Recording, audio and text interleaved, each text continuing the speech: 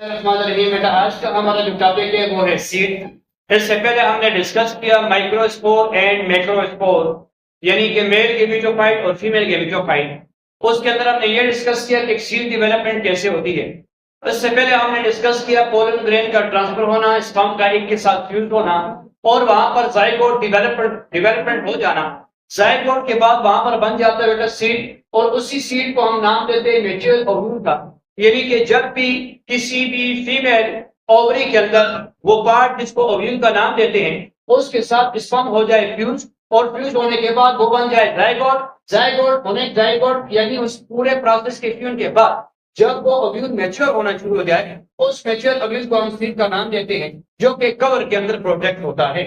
अब इसके पार्ट की बात करें तो मुख्तलिफ पार्ट्स हैं, जिनमें सबसे पहला कंपोनेंट है टेस्टा, जो कि ब्लैक और ब्राउन इन कलर होगा। आउटर मोस्ट कवरिंग होगी, you can see in the diagram कि आउटर मोस्ट कवरिंग जो कि इसको प्रोटेक्ट करेगी सैलियो को, इसको हम नाम देते हैं टेस्टा या सीड कोट का। फिर हम दूसरी की बात करते हैं हाइलम, जो कि एक स्मॉल स्कार होगा। स्कार यानी धब्बा स्पॉट होगा, found at the one and, जो कि किसी सीड के एंड पर ये पाया जाएगा। हम इसको नाम देते हैं हाइलम का। और ये यहाँ से ये डिसाइड करेंगे कि आने वाला जो फ्यूचर होगा, फ्यूचर में फ्रूट डेवलपमेंट कहाँ से होगा। फिर इसके साथ साथ बेटा कहता है माइक्रोपाइल, ये वो पोर्शन है जहां से सीड अपने लिए वाटर को एब्जॉर्ब करता है, और एब्जॉर्ब करने के बाद सीड को जर्मिनेशन में हेल्प आउट करता है। इसके अलावा बेटा एम्ब्रियो वो पोर्शन जिसको मैच्योर जाइगोट भी कहा जाता है, ये बेबी प्लांट भी कहा जाता है इसको, ये ऑफस्प्रिंग है। यानी जो प्लांट आपस में मेल और फीमेल पॉलिन्स को और स्पोर्स को फ्यूज करने के बाद नई जो जनरेशन प्रोड्यूस करवाते हैं उसको हम कहते हैं ऑफस्प्रिंग। उसी ऑफस्प्रिंग को हम नाम देते हैं एम्ब्रियो का। और एम्ब्रियो के अंदर एक और जबरदस्त पार्ट जिसका नाम है एंडोस्पर्म, जो कि स्टोरेज हाउस का नाम काम करता है। मैक्रो प्लस माइक्रोन्यूट्रिएंट दोनों को ये स्टोर रखता है, ताकि वक्त पर जब सीड को इन चीजों की जरूरत हो तो एंडोस्पर्म को ट्रांसफर करे।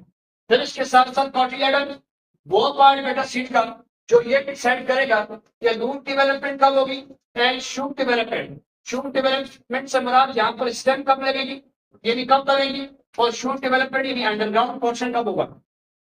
अब जब बात की जाए अकड़िस की, एक है मोनोकाट, एक है डाइकाट। मोनोकाट में ये एक ही लीफ लाइक नजर आएगी, एक ही पत्ते की तरह नजर आएगा, जबकि डाइकाट में ये दो फ्लैशी लीफ की तरह नजर आएंगे।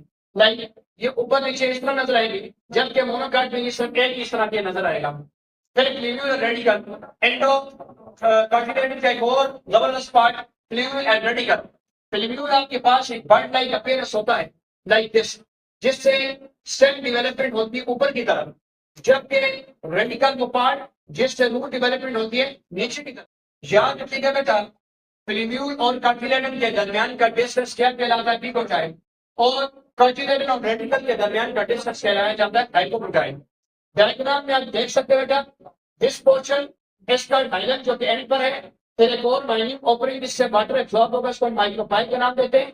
फिर हमने ये लिखा हाइपोटाइल ओरिजिन जो कार्टिलेडन और रेडिकल के दरमियान होगा, हम इसको नाम देते हैं हाइपोटाइल का, और जो प्लीम्यूल और कार्टिलेडन के दरमियान उसको हम नाम देते हैं एक्टोटाइल।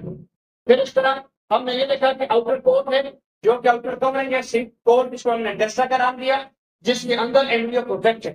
तो यहाँ तक आपने सिंपल चीजें याद रखनी बेटा कि सीड प्लांट का वो पोर्शन होता है जिससे प्लांट की नस्ल यानी जनरेशन बढ़ती है, और सीड वो सोर्स होता है जिससे एक ऑफस्प्रिंग अपनी स्पीशीज की तादाद को बढ़ाता है और उसकी जनरेशन को एनहांस करता है, और उसको एक्सटेंशन या इंटेंशन या थ्रेटन्ड स्पीशीज से होने से बचाता है।